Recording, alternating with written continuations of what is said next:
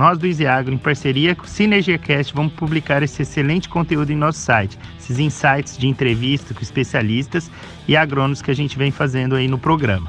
Então acessem www.easyagro.com.br e aproveite.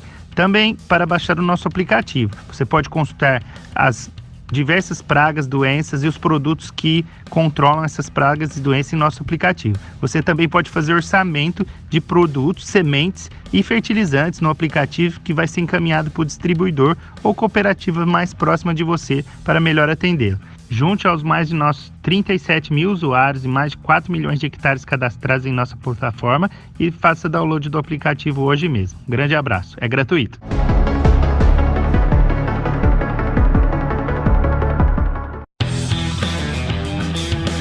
Olá amigos do SynergiaCast, o podcast aqui do AgroSinergia. Eu sou Erickson Cunha e hoje vamos entrevistar Mauro Nakata. Ele é bolsista da Nuffield e também participa da associação da Peixe BR. Mauro, eu gostaria que você se apresentasse para a gente um pouquinho da sua história. Boa tarde, Erickson. Eu sou economista de formação, na Exalc, sou piscicultor, venho de uma família de piscicultores, né? Meu pai trabalha com piscicultura, o meu irmão também já está na atividade e desde 2008 nós estamos tocando um frigorífico de tilápia também. O meu trabalho na associação, na Peixe BR, nossa empresa foi uma das fundadoras da associação e desde a fundação em 2015, no início de 2015, eu sou tesoureiro da Peixe BR.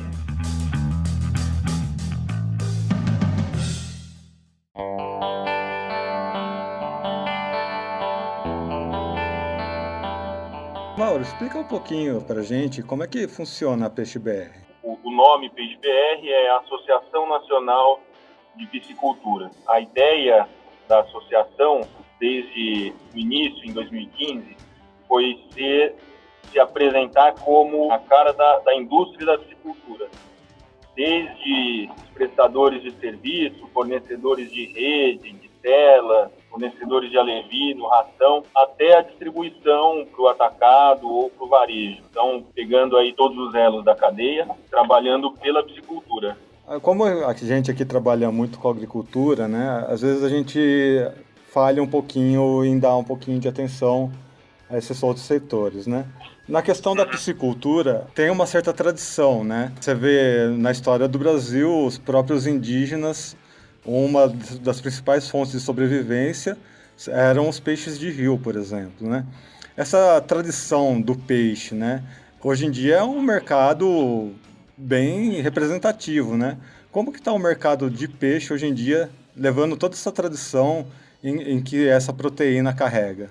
No Brasil, eu acho que questão assim de consumo de pescado, né? A gente pode separar em duas regiões uma que consome muito, né? Que é o norte do Brasil, Amazonas, Pará, norte do Mato Grosso, tem consumo per capita de pescado próximo aí aos países que mais consomem peixe no mundo, né? Japão, China, e o restante do país que tem um consumo de pescado bem menor, né? Agora, no restante do país que o consumo é menor, ele, por questões de ser um alimento saudável, recomendado por todos os médicos, principalmente por questões de saudabilidade mesmo, tem aumentado muito o consumo de pescado. E aliado a isso, né, o declínio da atividade da pesca primária também ajudou muito o setor de piscicultura, que é o peixe da criação, né, do cultivo. Então, o nosso mercado tem sido crescente para a piscicultura em geral no Brasil. O setor tem crescido aí próximo a 10%, pelo menos desde 2008. Dados da Peixe BR, se eu não me engano, são a partir de 2008, 2007. O crescimento tem sido próximo aos 2 dígitos, crescimento em produção, né? E o grande consumo do pescado cultivado no Brasil é o próprio Brasil mesmo. Então, é um consumo da demanda, um aumento da demanda. E na questão da Peixe BR, o trabalho de vocês é com relação a apenas peixe de rio ou vocês trabalham também com peixe de mar, assim? A Peixe BR, ela surgiu como uma associação para a piscicultura em geral, independente de ser de rio, de mar ou de estuários, né? Mas o foco da piscicultura brasileira são águas internas, né? Então, açudes, gaiolas em represas, esse é o grande volume, mais de 99% nessas águas. Mas as empresas que produzem peixe em águas marinhas ou em estuários também podem ser associadas a peixe BR. Então tem essa questão de ter a própria produção, né? Não é um pescado necessariamente que vem aí de um rio ou de um mar. Isso daí entraria num outro parâmetro, é mais ou menos isso? Isso.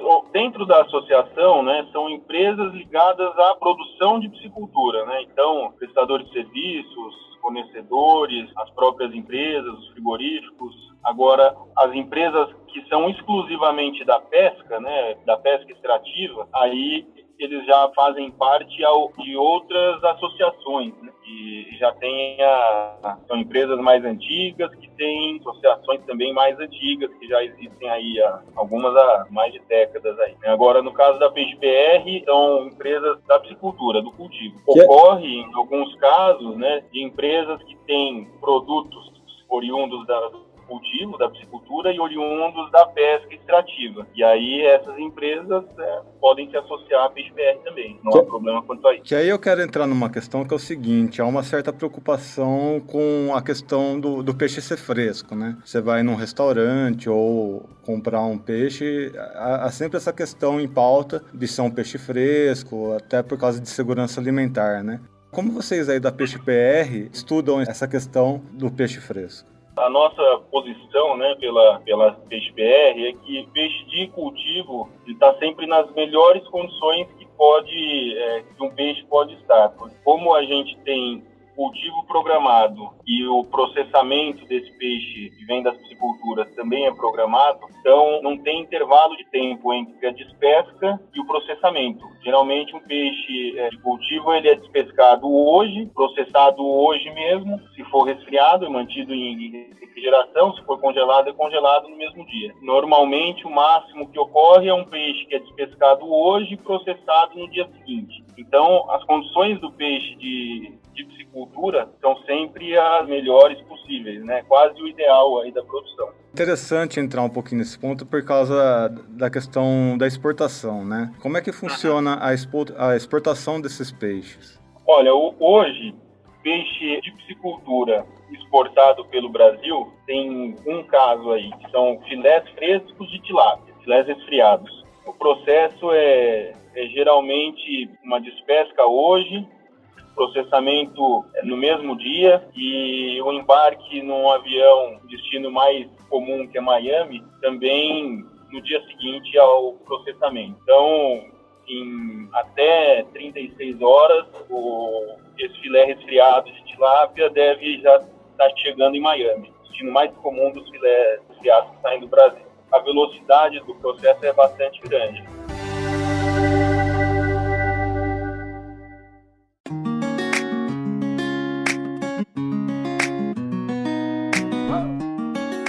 E o processo inverso, a importação, precisa respeitar esses mesmos parâmetros, né?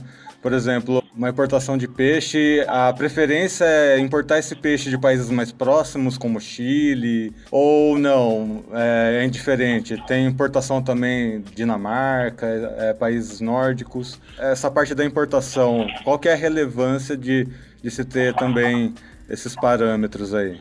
É que são vários cenários diferentes, né, Erickson? A importação, os principais países dos quais o Brasil importa peixes, né, são China, Chile, Vietnã, esses são os três principais, né? E aí, China e Vietnã são filés ou peixes inteiros congelados e aí são peixes que têm vida útil de 1 ano congelado. É uma realidade bem diferente dessa do filé resfriado, né? Por esse tempo de shelf life ser bem maior. Os peixes que são importados do Chile, o grande volume é de salmão. Aí são importados salmões resfriados, inteiros. Eles têm shelf life um pouco maior que os filés, que se fossem filetados, porque o processamento é menor, é peixe inteiro, com cabeça e eviscerado, né? Então, quanto menos processamento, vai ter um ganho pouquinho de vida útil. Então são peixes que vêm por caminhão desde o Chile,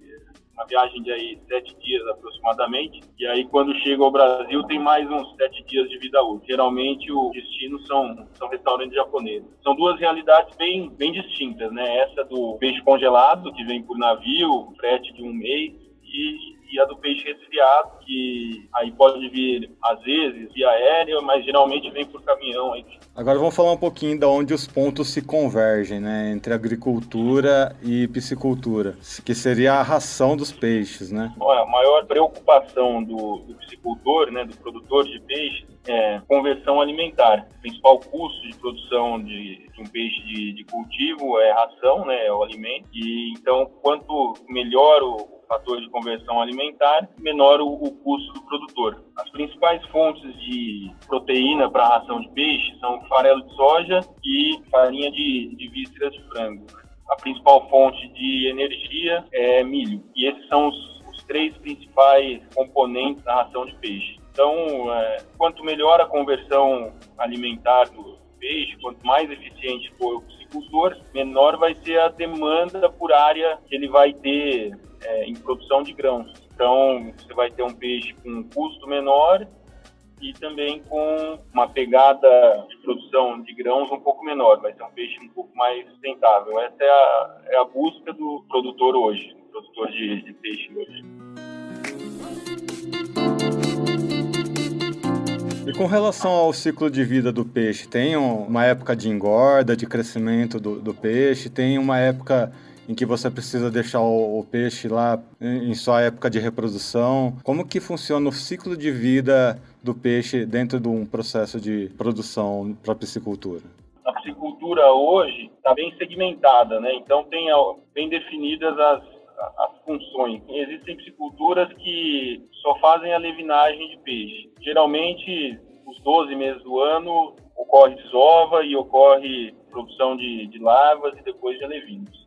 Algumas regiões, Paraná, Santa Catarina, pode ser que não tenha aí desova, reprodução, os 12 meses do ano, às vezes tem 11 meses, em alguns casos mais extremos, 10 meses de reprodução, nos meses de julho e agosto, ou junho e julho, não tem muita reprodução. Mas ocorre desova, geralmente, todos os meses do ano. A engorda também ocorre recebimento de alevino e engorda todos os meses, porque os frigoríficos de peixe, assim como os frigoríficos de carne, de frango, tem que abater todo dia, né? Então, o processamento é diário e a produção também tem que finalizar peixes todos os dias do ano.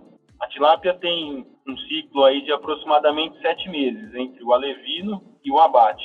Aí, no caso de peixes nativos, né, o principal produzido no Brasil é o tambaqui. Eu falo tambaqui, mas considerando junto todos os peixes redondos, né? Pacu, tambaqui, tambacu, que é um híbrido, pirapitinga. Esses peixes já têm uma reprodução um pouco mais sazonal, porém o abate se dá da mesma forma. Todos os dias, sempre. São peixes já que não tem mais safra tão definida, né? A produção é direta. Com relação à genética animal, existe um trabalho com relação a isso, a se trabalhar a genética dos peixes? Sim. Para tilápia, existem alguns programas de melhoramento genético, né? Acho que hoje no Brasil um dos principais é desenvolvido pela UEM, né? Pela Universidade Estadual de Maringá. Eles receberam lotes de tilápia gift. Gift significa Genetically Improved Farm Tilapia. Esses lotes de gift vieram das Filipinas, onde lá existe um centro de melhoramento genético para tilápia, financiado pela ONU, pelo Fundo Rothschild e outras grandes multinacionais aí. E a UEM recebeu esses lotes em 2007, 2008, começou a fazer um trabalho de melhoramento em cima dessa tilápia que veio importada. E também, em paralelo a isso, existem trabalhos de empresas particulares, empresas privadas, 2 principais. Uma é uma empresa nacional, que se baseou na gift importada pela UEM, e uma outra é de uma outra empresa, que é um capital norueguês, parceira da Aquagen, Aviagen, que é o mesmo que atua no segmento de frangos, né? E também tem alguns outros alguns outros projetos mais localizados. Lá em Santa Catarina tem uma tilápia que é trabalhada pela Epagre, mas esses são os principais, né? O da UEM e dessas outras duas empresas privadas aí que trabalham com a tilápia. Na parte dos peixes nativos, que é um trabalho feito pela Embrapa, Pesca e Aquicultura, baseado lá no Tocantins, né? Estão trabalhando com tambaqui. Eles fecharam um projeto de melhoramento genético e estão fazendo estudos e finalizando aí a parte burocrática para iniciar um outro, já pegando os resultados desse primeiro trabalho que eles mesmos fizeram. Então, provavelmente, o peixe nativo vai ser desenvolvido pela Embrapa. Já está sendo trabalhado e vai ser dado continuidade, tá?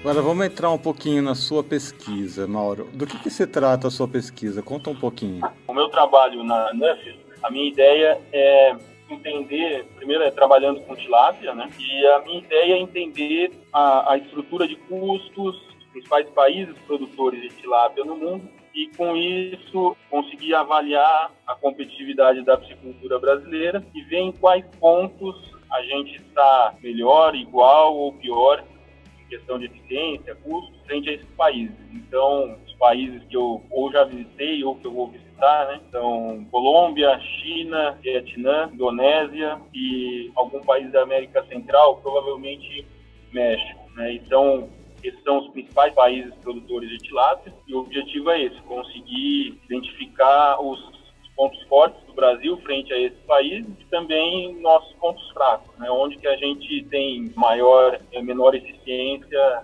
com relação a eles na produção, processamento, na cadeia inteira da tilápia.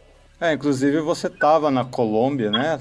Até um tempo atrás, já estava relacionado a essa pesquisa. O que você encontrou lá que já dá para dar aí mais ou menos um primeiro passo para essa sua pesquisa aí? Voltei agora no sábado da Colômbia, né?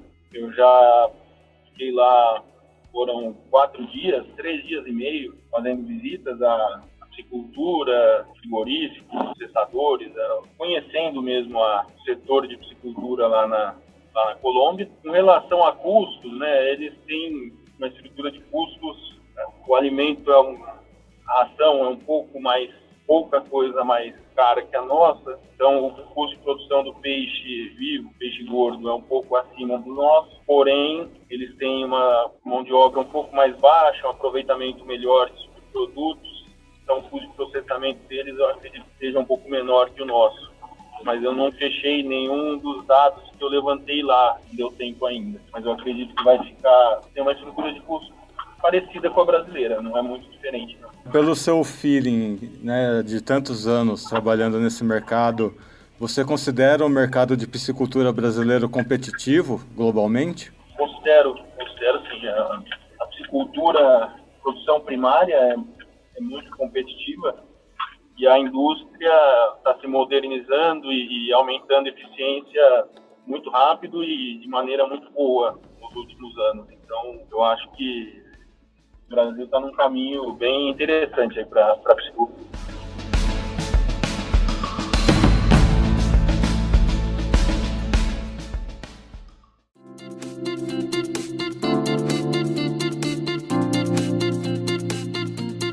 A gente já está chegando aqui no nosso tempo, para você ver o quanto é rico se tratar, né, de assuntos, né? Você fala agricultura, parece um mundo de assuntos. Piscicultura é a mesma coisa. Tem um mundo de assuntos que podem ser abordados aí, né? Então, Mauro, eu gostaria que você desse uma última palavrinha com relação a toda essa sua história, toda essa sua vivência, né? E com relação ao que você espera para o futuro, aonde vai se chegar esse mercado de piscicultura no Brasil. Praticamente cresci dentro da piscicultura, convivendo com peixes e criação de peixes. Meu pai tem piscicultura desde 1991 e a maior influenciador para eu estar nesse meio foi ele e essa vivência que eu tive, né? Desde criança, desde dentro de um açude, pescando ou trabalhando. Eu já tenho bastante tempo e eu sempre brinco que quando eu estou trabalhando, eu estou criando peixe, e quando eu tô de folga eu tô pescando, né? Pescando com vara e carretilha. Então eu sou meio monotemático nesse assunto. Até por esses motivos, né, de eu ter uma relação assim tão longa com a atividade, com os peixes, eu acho que eu tenho uma visão um pouco enviesada sobre o setor, mas eu sou bastante otimista em relação à atividade, em relação à piscicultura em geral aqui no Brasil. Eu acho que o país tem condições geográficas e climáticas que permitem a gente produzir muito peixe, né, em quantidade de água, temperatura para a maioria dos peixes tropicais podem ser cultivados. Também tem matéria-prima suficiente para a produção de ração, tem gente para processar, tem indústrias de apoio aí, fornecedores de equipamentos, prestadores de serviços que dão todas as condições para o setor continuar crescendo. Então, eu acho que a piscicultura no Brasil tem uma perspectiva muito boa. Bastante, o cenário é azul. É isso aí então, pessoal. Tivemos aqui hoje a presença de Mauro Nakata. Muito obrigado, Mauro, pela sua explicação, pela sua presença, pela sua disponibilidade em estar conversando com a gente. Esse assunto de piscicultura realmente é muito interessante, tem muita coisa a ser abordada. É muito importante também a gente estar abrindo esse espaço para outras pessoas, né? Fugir um pouco só do agronegócio, né? A piscicultura, direta ou indiretamente, está ligada, né? O Mauro explicou aí que produção de milho, produção de soja faz parte da ração dos peixes. Muito bem, pessoal, Sinergia Cast, o podcast do AgroSinergia vai ficando por aqui. Lembre-se de seguir as nossas redes sociais, estamos no Instagram, Twitter, Facebook, YouTube. Sigam a gente. O link da Peixe BR, o perfil do Mauro vai estar relacionado aqui na descrição. Conheçam o trabalho desse pessoal, se integrem também nesses assuntos de piscicultura, que é um mercado riquíssimo, que tem muito ainda a ser mostrado, pessoal. E lembrando também que estamos com a nossa promoção da camiseta do Agro Resenha Podcast, que essa promoção só vale para o Facebook, pessoal. Então entrem lá na nossa página do Facebook, vejam como que funciona essa promoção, participem, que em dezembro a gente vai estar sorteando uma camiseta da lojinha do Agro Resenha Podcast. Obrigado, Mauro, mais uma vez pela sua presença. As portas aqui estão abertas para você e para o pessoal aí da Peixe BR. Ok, Erickson, eu que agradeço. Um abraço. Até mais, pessoal. Até o próximo Sinergia Cast, o podcast aqui do canal Agro Sinergia.